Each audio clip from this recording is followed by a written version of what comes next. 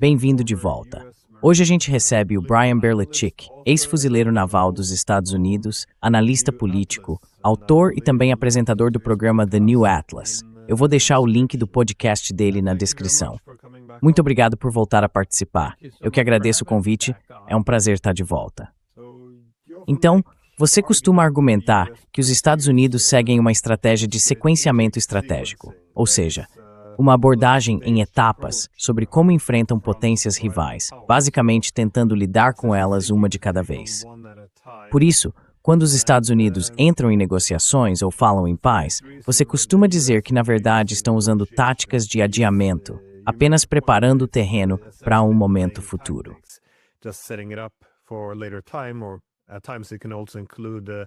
Ou, às vezes, isso também pode significar uma divisão diferente de tarefas, ou seja, terceirizar parte da guerra para os aliados. E bom, eu pensei em você quando li um discurso recente do Elbridge Colby, o subsecretário de Defesa dos Estados Unidos para a Política. Nesse discurso, ele deixa, eu diria, bem claro que os Estados Unidos não estão tentando encerrar a guerra na Ucrânia. Na verdade, estão terceirizando essa guerra para os europeus, que devem continuar lutando e escalando o conflito. Eu queria saber tal esse discurso.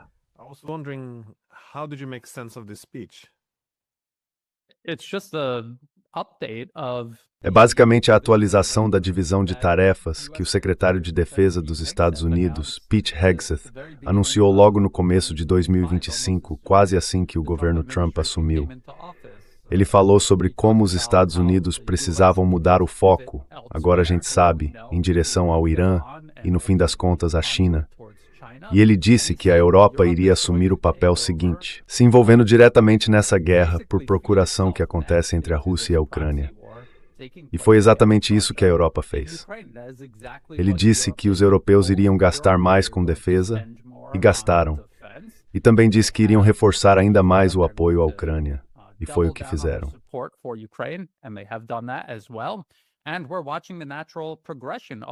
E a gente está vendo essa progressão natural de tudo isso tomando forma, com a própria Europa se jogando nessa guerra por procuração contra a Rússia. É extremamente perigoso, muito preocupante. A retórica que vem da Rússia, sabendo e vendo isso se desenhar, é realmente muito, muito preocupante. E, infelizmente, era exatamente nisso que tudo isso ia acabar, de qualquer jeito. Eu me lembro bem de ter alertado as pessoas que não importava em quem você votasse em 2024. Isso aqui era exatamente o que ia acontecer.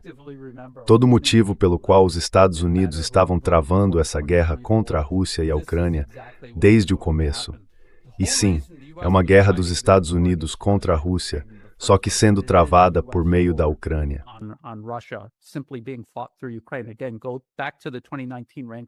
De novo, volte ao relatório da Rand Corporation de 2019 sobre como estender a guerra da Rússia. Todo o propósito disso é criar entre vários dilemas para a Rússia. Eles estão aplicando uma estratégia parecida em relação ao Irã e, no fim das contas, à China, criando todos esses dilemas e estendendo a Rússia o máximo possível. Nunca foi a intenção deles derrotar completamente a Rússia, só com essa guerra entre Rússia e Ucrânia. Isso era apenas uma das várias opções de política que estavam naquele documento e que desde então foram colocadas em prática. E uma das coisas de que eles falavam era sobre destruir as exportações de energia da Rússia para a Europa e como os Estados Unidos iriam aumentar as exportações de gás natural liquefeito para o continente europeu.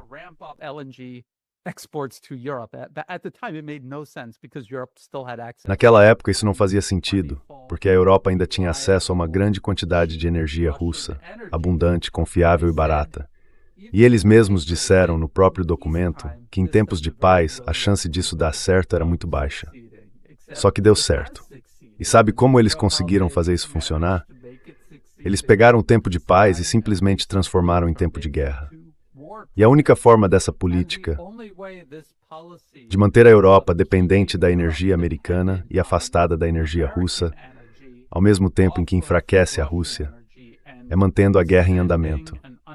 Então nunca houve, em momento algum, qualquer intenção real dos Estados Unidos de querer fazer as pazes com a Rússia.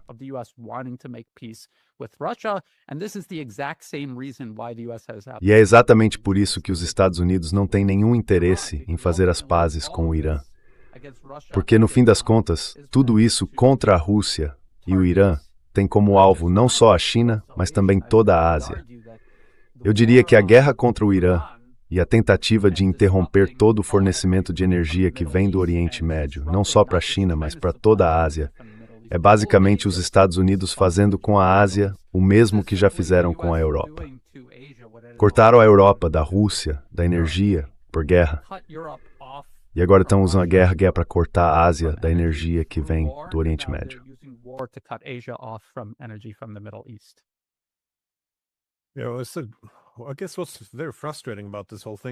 O que me deixa mais frustrado em tudo isso é que todas as provas estão aí, mas parece que existe uma vontade bem deliberada de viver nesse nosso mundinho falso, do jeito que estão vendendo a história, basicamente. É só olhar para quem falou sobre os benefícios da guerra na Ucrânia. Graham, McConnell, Kellogg, Romney. A lista é longa, William. Eles dizem, essa vai ser uma boa guerra. A gente pode lutar usando os ucranianos, sem precisar gastar nossos próprios soldados. E usando para enfraquecer a Rússia, podemos concentrar nos chineses depois.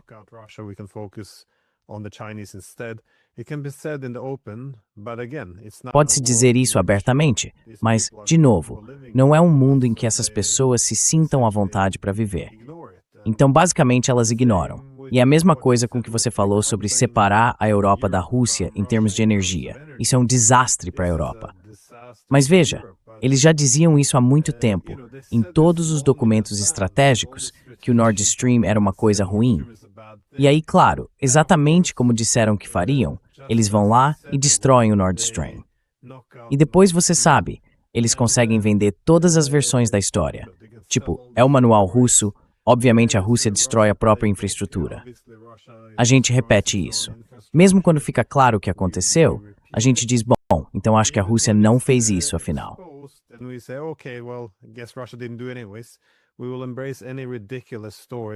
A gente acaba acreditando em qualquer história absurda, só para não encarar a realidade.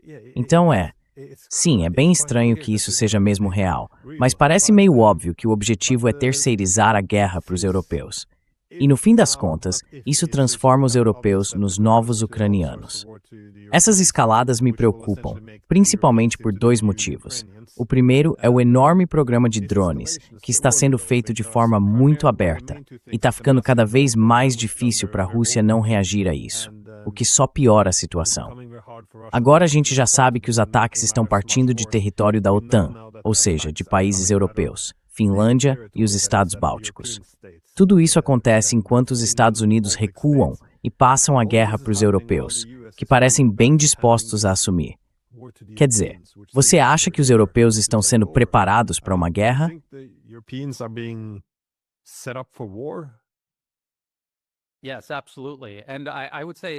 Sim, com certeza.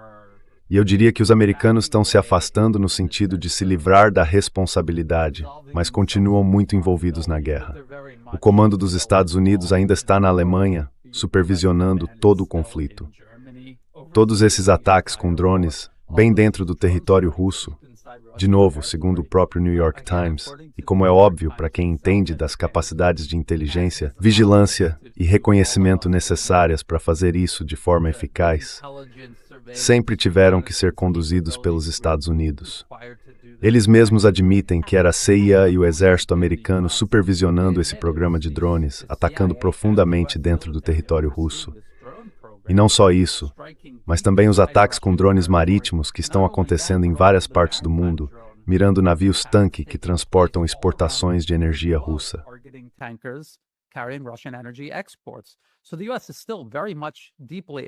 Então os Estados Unidos ainda estão bem envolvidos e controlando tudo isso de perto, mas estão se livrando da responsabilidade e colocando os europeus na linha de frente. E também, como você mencionou, preparando os europeus para serem o próximo intermediário nesse conflito, à medida que a Ucrânia vai se desmoronando aos poucos. Acho que a gente vai ver uma abordagem bem gradual, passo a passo, quase fatiada, com os europeus se envolvendo um pouquinho mais a cada vez. Teve até um susto recente, quando algumas pessoas acharam que aviões de guerra britânicos estavam tentando interceptar drones russos sobre a Ucrânia. Mas pode ser que tenham soltado essa história só para testar a reação do público.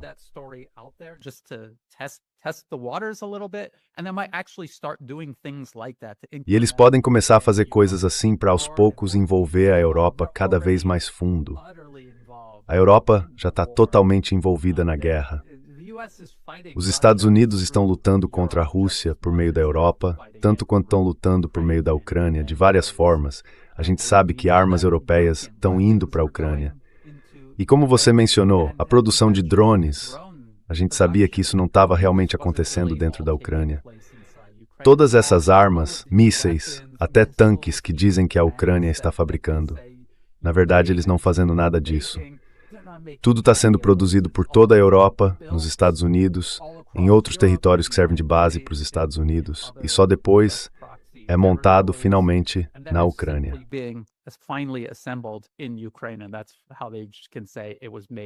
E é assim que eles podem dizer que foi feito na Ucrânia.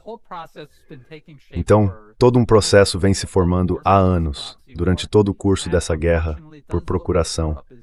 E, infelizmente, tudo indica que a Europa vai acabar entrando em um conflito quase direto com a Rússia.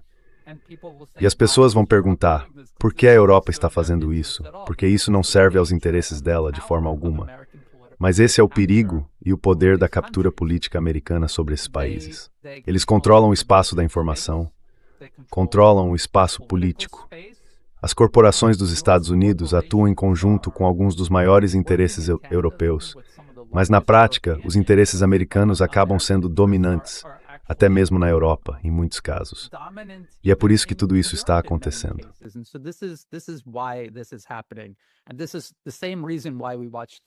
E é pelo mesmo motivo que a gente vê os Estados Árabes do Golfo Pérsico acompanhando a guerra de agressão dos Estados Unidos contra o Irã. É por isso que vamos ver países como o Japão, a Coreia do Sul e as Filipinas seguirem junto com a escalada norte-americana em relação à China, mesmo que o maior parceiro comercial deles, tanto em importação quanto em exportação, seja a própria China. Eles vão junto porque seus governos estão politicamente capturados.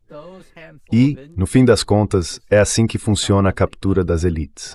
Aquele pequeno grupo de pessoas trabalha pelos interesses dos Estados Unidos, às custas dos interesses do próprio país.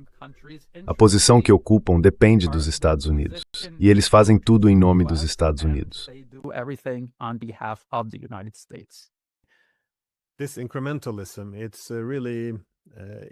Esse processo gradual é muito sutil, porque a gente não percebe de um dia para o outro. Mas considerando que essa guerra já dura pelo menos desde a invasão russa, há mais de 4 anos, a mudança no discurso e na abertura é bem evidente. Por exemplo, aqui na Noruega, quando os russos invadiram, o primeiro-ministro deixou muito claro que, em hipótese alguma, enviaríamos armas para um país em guerra. Agora, claro, 4 anos depois, não há um único parlamentar que se oponha a mandar armas. Nenhum parlamentar sequer sugere que a gente deva conversar com os russos. Hoje mesmo eu olhei o jornal e vi uma manchete dizendo que drones noruegueses vão matar russos. É isso. Já não existe mais disfarce. O ódio já está aí. A intenção também.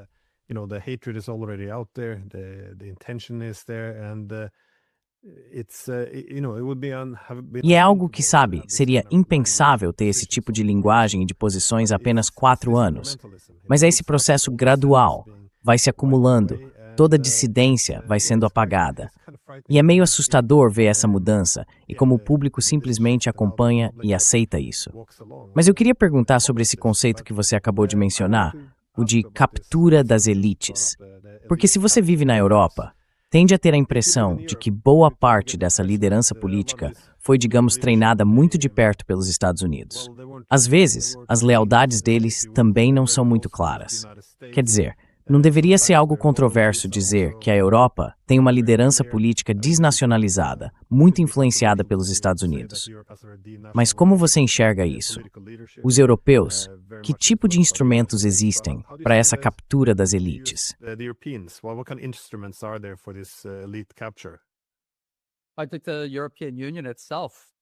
Eu acho que a própria União Europeia teve um papel central em tudo isso. A União Europeia foi, basicamente, uma camada de burocracia que os Estados Unidos colocaram sobre a Europa continental, sufocando a soberania nacional de cada país. E dá para ver como a Europa, de forma sistemática, procura, persegue e elimina qualquer senso de interesse nacional dentro de toda a União Europeia. Eu não lembro exatamente qual era o referendo, mas acho que foi algo sobre a Irlanda fazer parte da União Europeia ou algo assim. E há muitos, muitos exemplos disso. Tenho certeza de que você também poderia citar vários, estando aí na Europa, onde fazem um referendo e o resultado não sai do jeito que eles querem.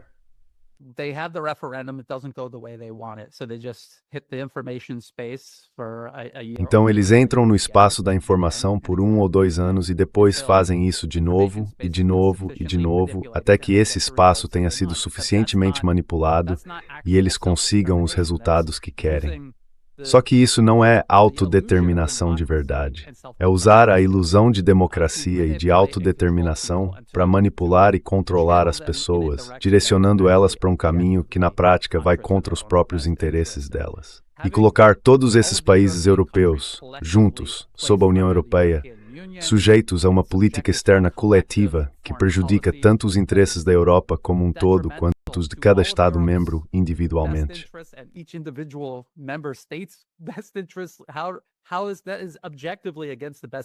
Como é que isso vai objetivamente contra os interesses das grandes empresas da Europa, das pessoas comuns em todo o continente, de tantos grupos diferentes, grandes e pequenos?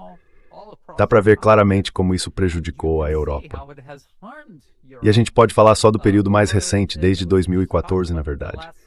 Antes de 2014, eu realmente achava que havia uma boa chance de a Europa conseguir se livrar da subordinação aos Estados Unidos, porque estavam construindo os gasodutos Nord Stream, estavam trabalhando de forma próxima com a Rússia e com a China, e eu tinha certeza de que iam conseguir. Mas aí, de novo, os Estados Unidos provocaram uma guerra.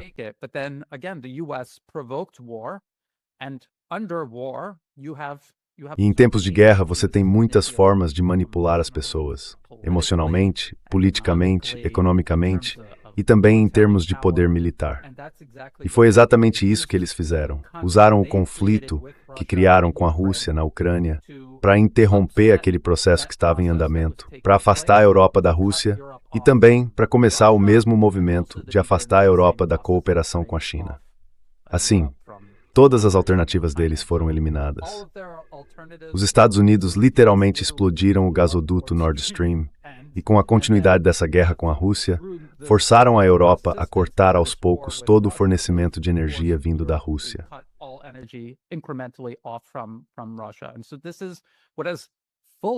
E é isso que acabou subordinando totalmente a Europa aos Estados Unidos, principalmente a União Europeia. Existem muitas instituições e programas que os Estados Unidos mantêm na Europa, muito parecidos com o National Endowment for Democracy, com o PAC e com outras organizações e instituições paralelas ou associadas, tanto programas do governo americano quanto fundações corporativas privadas. E eles foram desgastando tudo aos poucos. Como você disse, aconteceu de forma tão lenta que as pessoas praticamente não perceberam até ser tarde demais. E agora eles já acumularam uma quantidade enorme de poder sobre a Europa. Infelizmente, não há muito que os europeus possam fazer agora para se organizar contra isso.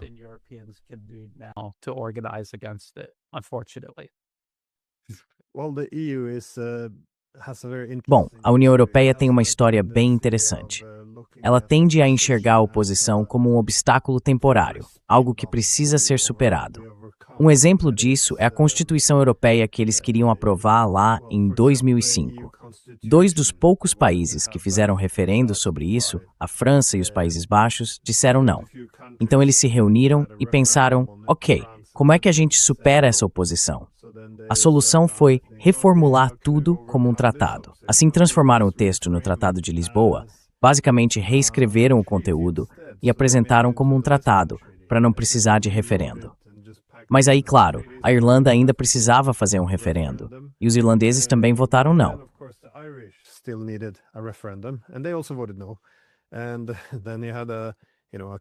E aí eles fizeram uma campanha para reeducar as pessoas, colocaram bastante pressão e fizeram todo mundo votar de novo no ano seguinte. Aí sim deu o resultado que eles queriam. É assim que as coisas avançam. Eles têm várias formas de garantir que, conforme a União Europeia evolui e assume mais poder, ainda vai haver decisões unânimes, esse tipo de coisa. Mas agora a gente vê a von der Leyen dizendo: olha, não dá para continuar assim. Isso nos torna reféns, incapazes de decidir, a gente capaz de se defender. Então, claro, agora vão centralizar cada vez mais poder. E isso está gerando, sim, bastante tensão.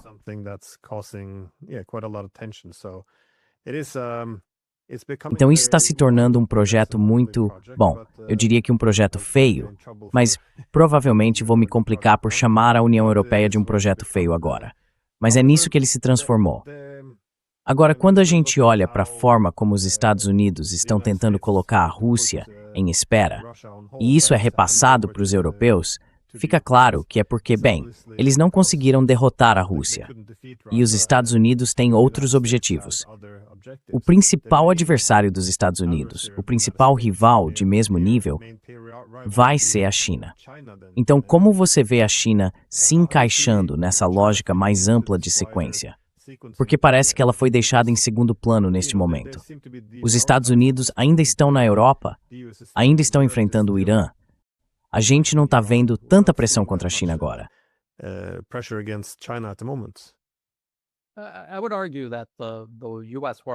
Eu diria que a guerra de agressão dos Estados Unidos contra o Irã é, na verdade, um movimento direto não só contra a China, mas também contra os próprios aliados dos Estados Unidos. Eu chamaria esses aliados de procuradores na Ásia.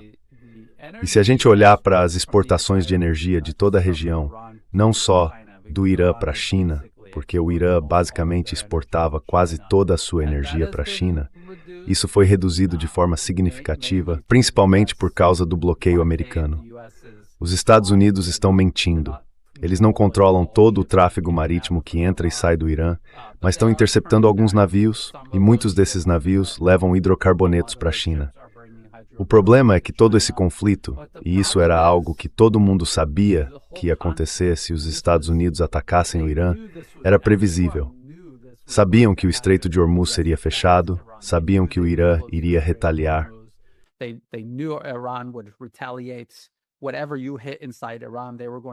Qualquer alvo que você atingisse dentro do Irã, eles iam revidar em qualquer país que tivesse tropas americanas, o que na prática é quase todo o país da região. E foi exatamente isso que aconteceu.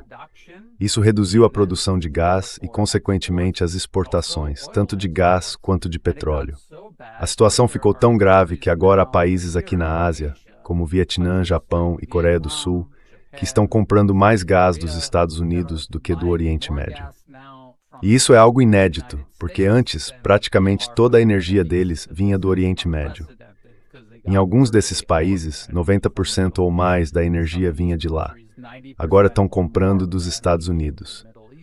E assim como os Estados Unidos fizeram com a Europa em relação à Rússia, eles tinham todos esses projetos de exportação de gás natural liquefeito sendo construídos, e muita gente perguntava: por que vocês estão construindo isso?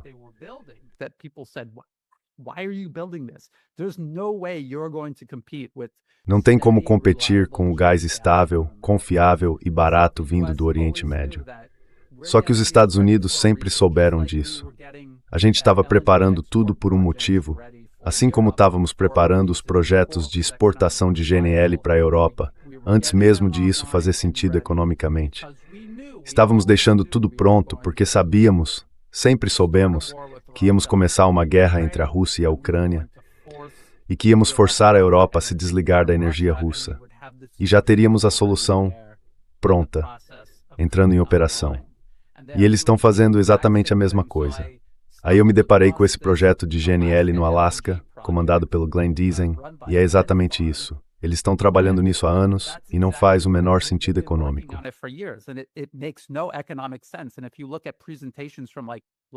E se você olhar as apresentações do ano passado, 2025, eles estavam basicamente implorando para a plateia: sim, isso faz sentido economicamente.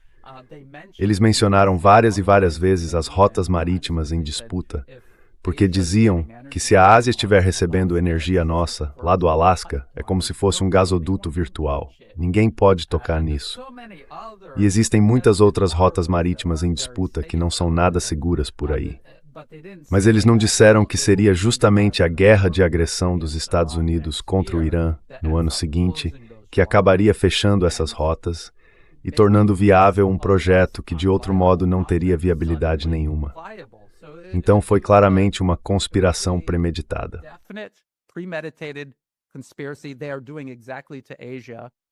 Eles estão fazendo com a Ásia exatamente o que fizeram com a Europa. E claro, como isso afeta a China? Primeiro, eles estão cortando deliberadamente o acesso da China à energia do Oriente Médio. Era mais ou menos metade das importações de energia deles que vinham de lá. Mas agora estão forçando países da Ásia, não só aliados dos Estados Unidos, como o Japão, Coreia do Sul e Filipinas, mas até países como o Vietnã, a se colocarem em situação de dependência energética dos Estados Unidos.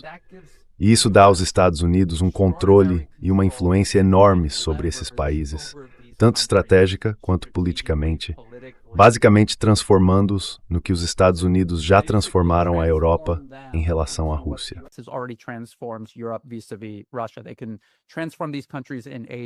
Eles podem transformar esses países da Ásia em arietes, todos voltados contra a China.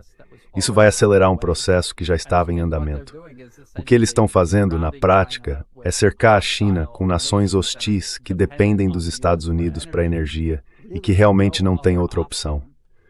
As pessoas podem culpar o Vietnã por comprar energia dos Estados Unidos. Mas qual era a alternativa? Hoje em dia é basicamente gás de cozinha. Não comprar e deixar dezenas de milhões de pessoas sem gás para cozinhar, isso simplesmente não era uma opção. Então os Estados Unidos colocaram muitos países da Ásia exatamente na posição que queriam e já tinham a solução pronta para tirar proveito disso.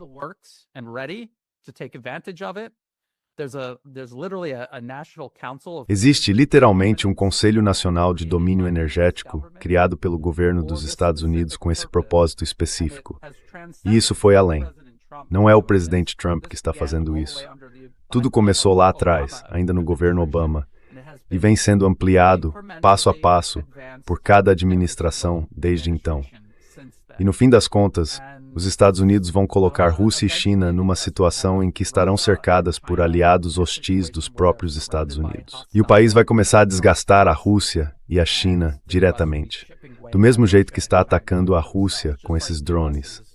Eles vão começar um processo parecido com a China, quase com certeza. E é exatamente isso que estão se preparando abertamente para fazer.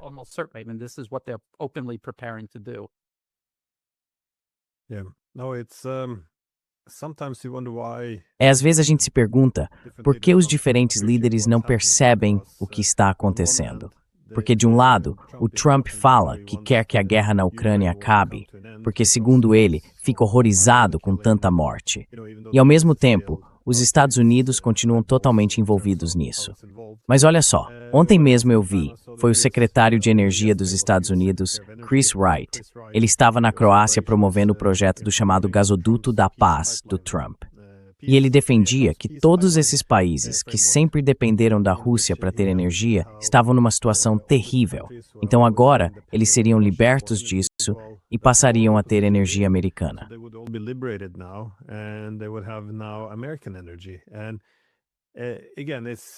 E de novo, é algo bem direto, bem na cara.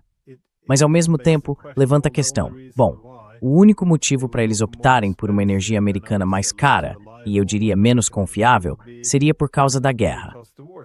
Então, até que ponto eles podem realmente se dar ao luxo de deixar a guerra acabar? Quer dizer, no fim da Guerra Fria, o Gorbachev deixou claro para os americanos que se a gente colocasse um ponto final na Guerra Fria, também teria que reconhecer e lidar com o que isso significava para as estruturas de poder. Porque todo o sistema de alianças que colocava Washington e Moscou numa posição muito forte tinha se tornado dependente da guerra. Então, se a gente acaba com a Guerra Fria, também precisa levar em conta os nossos falcões, entender que teríamos que abrir mão de parte disso. Mas não parece que os Estados Unidos estejam de forma alguma preparados para se afastar dessa guerra.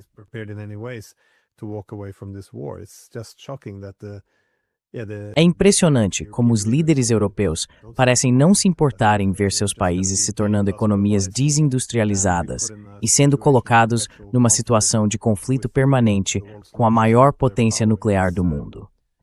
É difícil entender o porquê disso. Mas o que você acha da possibilidade de manter essa questão com o Irã por mais tempo? Porque na Europa, tudo bem, dá para passar a guerra para os europeus. Eles parecem mais do que dispostos a sacrificar suas economias e mandar seus filhos e filhas para morrer. Mas no Oriente Médio, não dá para fazer o mesmo com os países do Golfo. Primeiro, porque eles não têm capacidade para isso.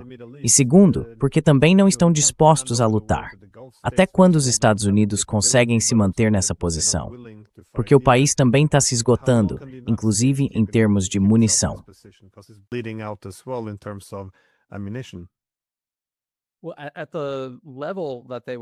Olha, no ritmo em que eles estavam gastando munições desde o começo dessa fase mais recente, porque, de novo, os Estados Unidos têm estado em guerra de forma intermitente com o Irã desde o fim do governo Biden.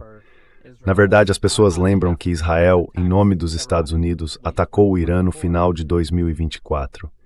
Nesse nível de gasto de munição, não havia como sustentar aquilo por muito tempo. Mas, claro, agora existe um cessar-fogo. Só que, com ou sem cessar-fogo, a quantidade de energia que sai da região e vai para a Ásia foi estrangulada e caiu de forma significativa.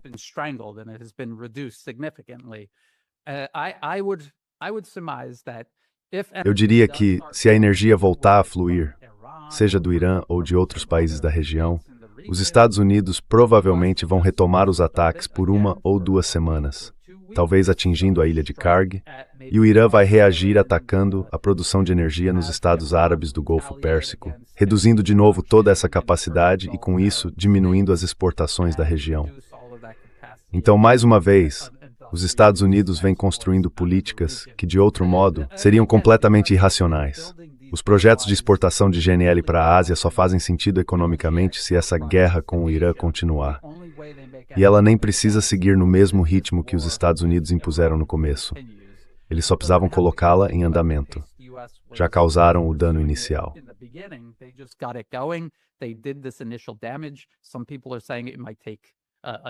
Algumas pessoas estão dizendo que pode levar 1 ano ou mais para reparar parte dos danos na produção e nas exportações de energia em alguns países do Golfo Pérsico.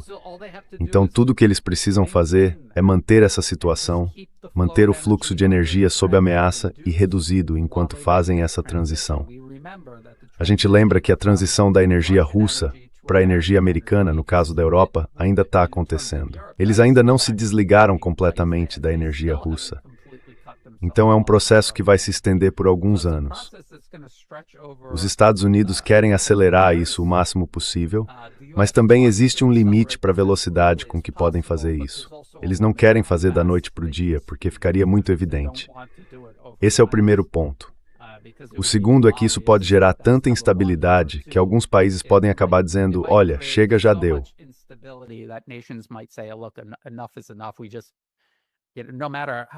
A gente simplesmente, não importa o quanto a gente se beneficie da política dos Estados Unidos, isso vai literalmente destruir o nosso país, o que de qualquer forma já vai acontecer.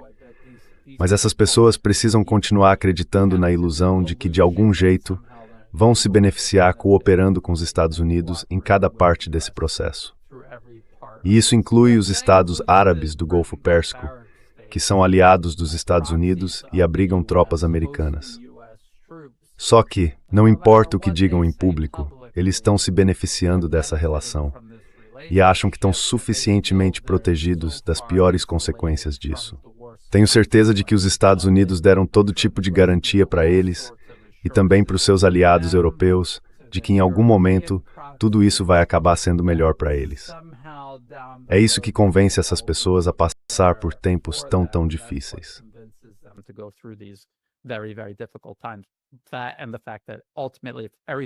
Isso, e o fato de que no fim das contas, se tudo der certo, ou melhor, completamente errado, eles têm dinheiro suficiente para simplesmente ir embora, mudar para outro lugar e deixar todo mundo no país para trás. Quer dizer, é isso que vai acabar acontecendo com a população ucraniana. A liderança deles, que age como um representante dos Estados Unidos, pode simplesmente sair e ir para outro lugar se tudo desandar de vez. E infelizmente é aí que a gente está. Isso significa que não vai haver paz na Europa, não vai haver paz no Oriente Médio. E esse conflito vai acabar migrando diretamente para a Ásia. Se você está aqui na Ásia, claro, dá para ver os Estados Unidos tentando incentivar as Filipinas a adotar uma postura mais agressiva em relação à China, por causa daquelas, são tipo destroços enferrujados da Segunda Guerra Mundial, pelos quais eles estão brigando.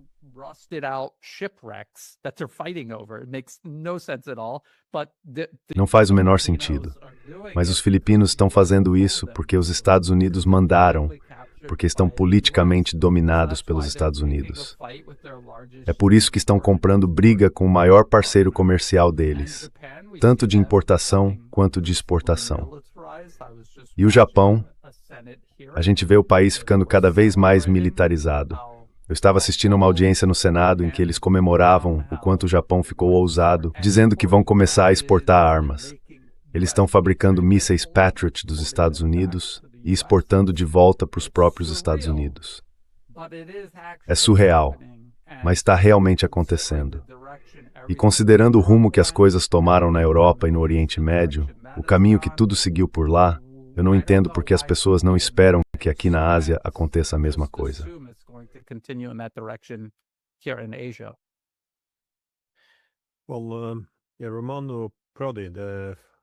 Bom, o Romano Prodi, que foi primeiro-ministro da Itália e também presidente da Comissão Europeia, fez uma previsão. Em algum momento, o gás russo vai voltar a ser enviado para a Europa, mas só depois que os americanos tiverem assumido o controle da infraestrutura dos gasodutos, ou seja, para poderem garantir a parte deles. Então eu acho que as pessoas percebem o que está por trás de toda essa retórica de foi a Rússia ou foram as pessoas do veleiro. Tudo isso é absurdo. Acho que algumas pessoas sabem o que realmente está acontecendo, mas como você disse, também não há como escapar dessa situação. A gente vê também que a conexão entre muitas dessas potências da Eurásia é cada vez mais por terra. Tanto os chineses quanto os russos têm uma infraestrutura terrestre muito forte, ligando ao Irã, seja por rodovias, ferrovias ou energia. Como você vê isso dentro dos cálculos mais amplos dos Estados Unidos para, digamos, desconectar o Irã como uma peça estratégica nesse tabuleiro?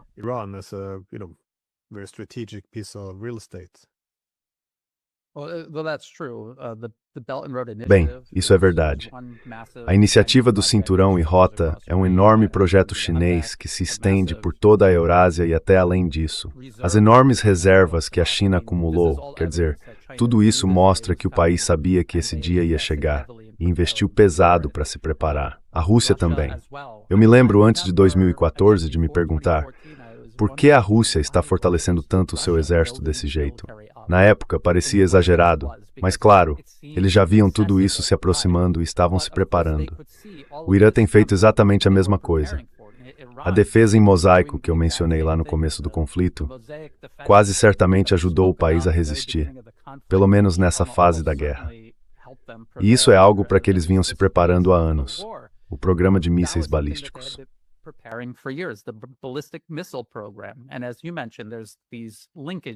E como você mencionou, existem essas conexões por terra entre o Irã, a Rússia e a China. Eu não acho que elas sejam suficientes, por exemplo, para o Irã exportar energia para a China e substituir o que faziam por via marítima. Transportar por mar é muito mais fácil do que, digamos, por trem. Se existisse um oleoduto, seria outra história, mas não existe, pelo menos que eu saiba. Então eles se prepararam para isso. A questão é, será que se prepararam bastante?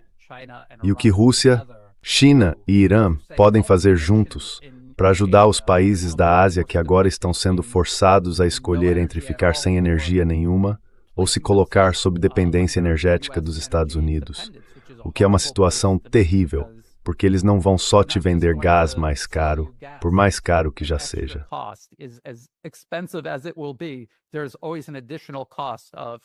Sempre existe um custo político extra nessas trocas que precisam ser feitas.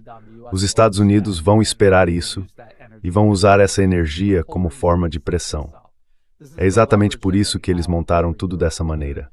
Esse é o poder de barganha que eles têm sobre a Europa, independentemente de os europeus concordarem ou não com o que estão sendo orientados a fazer.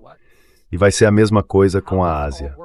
Então, a gente precisa esperar para ver como tudo isso vai se desenrolar. Eu sei que Rússia, Irã e China se prepararam por muitos e muitos anos, em alguns casos por décadas, para essa situação. Mas eu não tenho certeza de quanto eles realmente podem fazer, digamos, pelo restante do mundo multipolar. Os Estados Unidos estão basicamente tentando desestabilizar, sufocar e derrubar, deixando Rússia, China e Irã isolados e sozinhos. Eu não sei. Não sei o que eles podem fazer. Preciso analisar isso mais calmamente.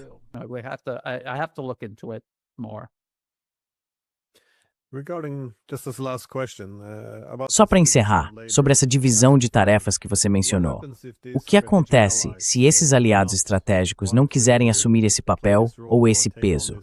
Porque, pelo que eu entendo, uma das lições dos países do Golfo é justamente essa. Qual é o benefício para a gente? A gente abriga todas essas bases americanas, e isso não nos traz segurança. Pelo contrário, pode acabar nos destruindo. E sabe, eu imagino, ou espero, que um dia os europeus cheguem à mesma conclusão. Por que aceitamos ser a linha de frente dos Estados Unidos, em vez de buscar uma arquitetura comum de segurança com os russos, como tinha sido combinado lá no começo dos anos 90? Isso poderia ter evitado todos esses conflitos e guerras.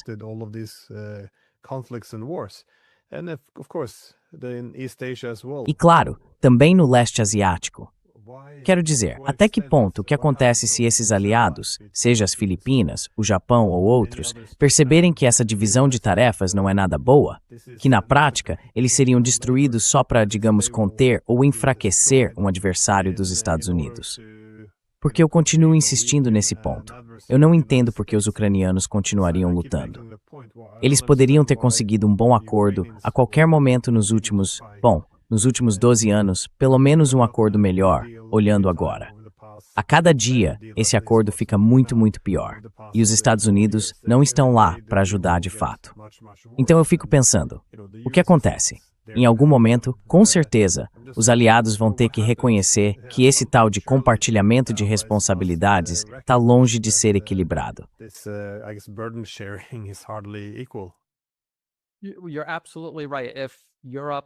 Você está absolutamente certo.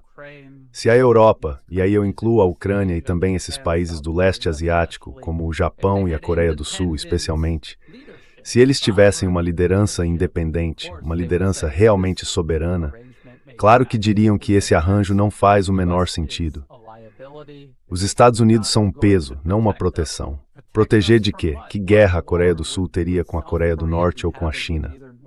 A China é o maior parceiro comercial deles, tanto em importações quanto em exportações. Por que a China iria querer entrar em guerra com países com os quais faz negócios? E o mesmo vale para a Ucrânia.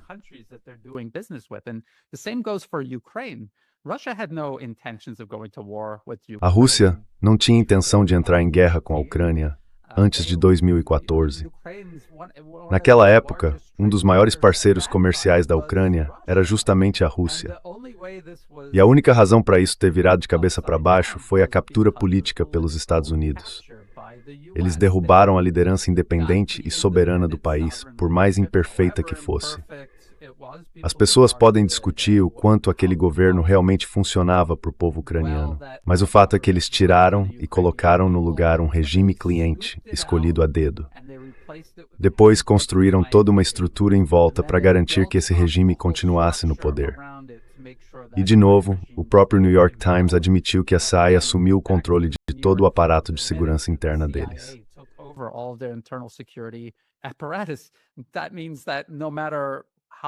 Isso significa que, não importa o que os ucranianos pensem sobre isso, os Estados Unidos vão conseguir manter o regime que escolheram no poder na Ucrânia.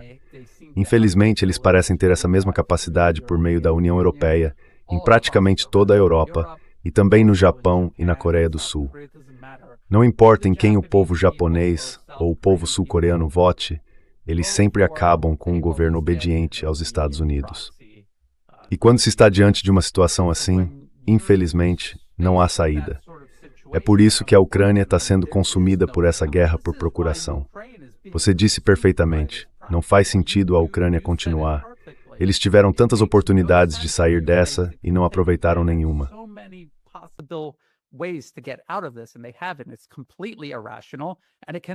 É completamente irracional e só pode ser resultado de uma captura política.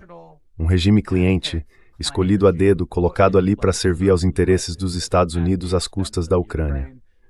O mesmo vale para a Europa. O mesmo vale para o leste asiático. E, sinceramente, eu não sei qual é a solução.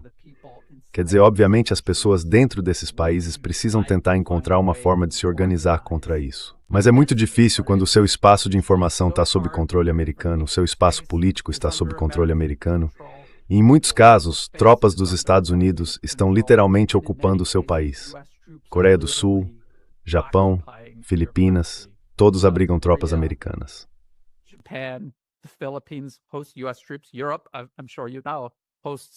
A Europa, como você sabe, abriga milhares e milhares de tropas americanas em vários países do continente. Então é um império. E como é que você luta contra um império quando está dentro dele, sob o controle dele? É muito difícil. Não existe uma boa resposta para isso. Não tem uma resposta agradável para essa pergunta.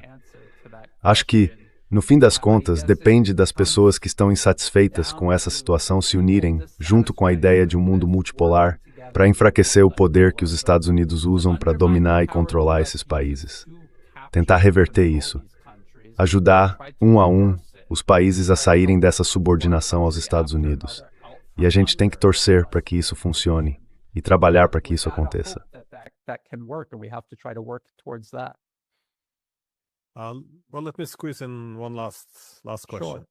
Bom, deixa eu encaixar mais uma última pergunta. Se esses são os aliados, e quanto aos opositores? Porque parece que todo o entusiasmo ou boa vontade que existia em relação ao governo Trump já se dissipou. Eu me lembro de ter estado na reunião de Valdai, onde o presidente russo também participa quando Trump foi eleito. Havia um certo otimismo genuíno, uma sensação de que talvez fosse alguém com quem daria para trabalhar para tentar encerrar esse século de hostilidade entre os Estados Unidos e a Rússia. Quero dizer, racionalmente falando, quais são mesmo os nossos interesses em conflito, especialmente agora que o mundo está se tornando mais multipolar e global?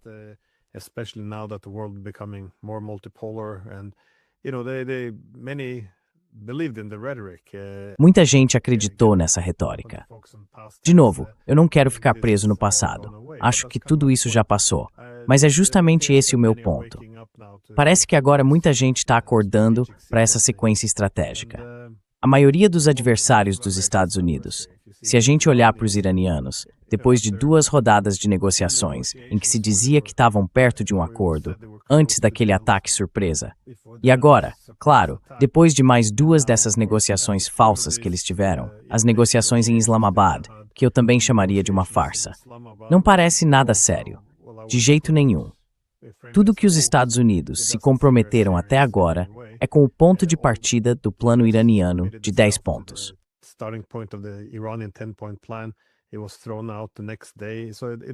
Foi descartado no dia seguinte, então não significa nada. E o mesmo aconteceu com os russos. Eles viram 7 anos de bobagens em torno do Acordo de Paz de Minsk. O Acordo de Istambul foi sabotado pelos Estados Unidos e pelo Reino Unido. E agora você sabe, o Trump só tem levado isso adiante, empurrando com a barriga. Essas negociações já não são mais sérias. E eu acho que os chineses também vão chegar a essa conclusão, se ainda não chegaram, de que os Estados Unidos não estão tentando harmonizar interesses nem administrar a competição.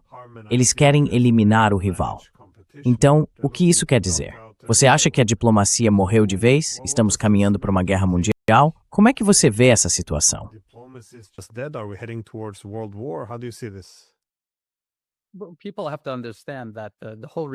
As pessoas precisam entender que o motivo de não ter havido mudança com a chegada do governo Trump é que os presidentes não mandam em nada. O Congresso também não manda em nada. Quem realmente controla tudo são os monopólios corporativos e financeiros que não foram eleitos dentro dos Estados Unidos. São eles que comandam tudo e que se beneficiam de tudo. Um orçamento de defesa de $1,5 trilhão, por exemplo. É a indústria de armamentos que ganha com isso. As grandes petroleiras também se beneficiam desses projetos que elas mesmas propuseram e que foram aprovados pelo governo americano, seja com Obama, Trump ou Biden. Os projetos atuais do governo Trump não faziam o menor sentido financeiro até que os Estados Unidos travaram guerras de agressão para torná-los viáveis. Então, quando existem interesses desse tipo, o que nos move é o poder constante, o lucro e narrativas global.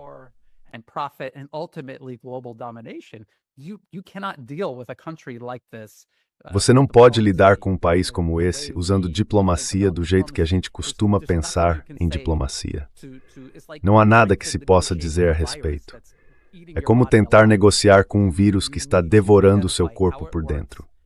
O que precisa ser feito é entender como ele funciona e descobrir como removê-lo do corpo global, empurrando-o de volta para um papel mais proporcional dentro da rede mundial de nações.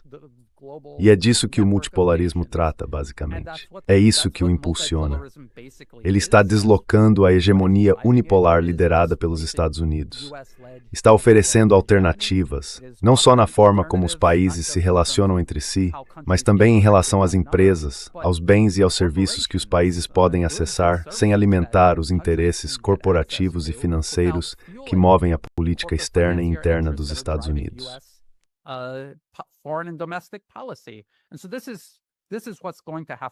Então é isso que vai ter que acontecer. As pessoas vão ter que esquecer essa ideia de que os Estados Unidos vão, em algum momento, acomodar alguém, em qualquer lugar, a qualquer hora. Eles nunca vão aceitar fazer parte de um mundo multipolar. Eles querem dominação global. Então, enquanto essa for a obsessão deles, o multipolarismo precisa ser firme em tirá-los de todas as partes do planeta. Porque onde isso não acontecer, é como um vírus dentro do corpo. Se ele fica ali, vai corroendo tudo. E no fim, todo mundo acaba doente. E como a gente sabe, esses vírus acabam matando o próprio hospedeiro no processo.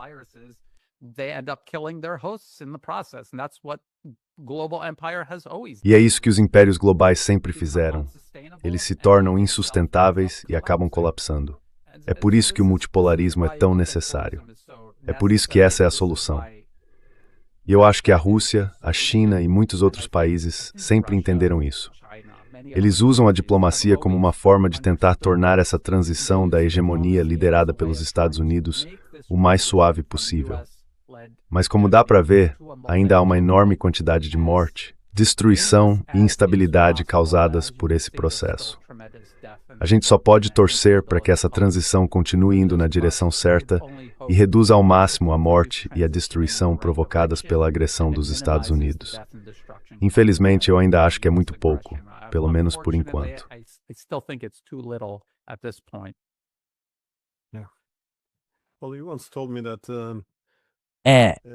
Bom, você me disse uma vez que para entender o que os Estados Unidos estão fazendo, não dá para ficar ouvindo o que sai da boca do pessoal em Washington.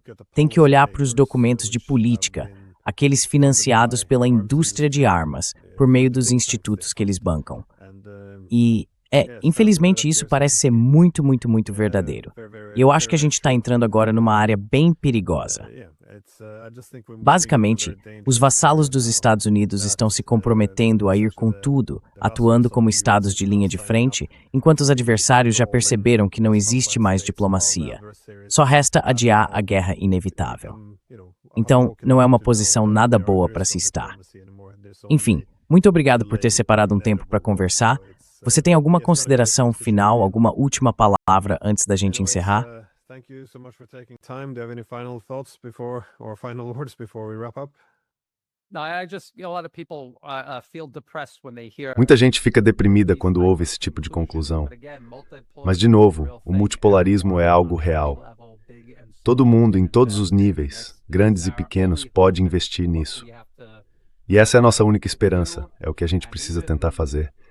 Até nós dois, criando alternativas à mídia ocidental, basicamente à propaganda ocidental, estamos tentando oferecer uma opção diferente do que os interesses especiais dos Estados Unidos querem que as pessoas ouçam e acreditem. Tudo isso, eu acho, faz diferença. E cada um de nós precisa continuar tentando do seu jeito, porque é o que mais a gente pode fazer. E como sempre, muito obrigado por me receber.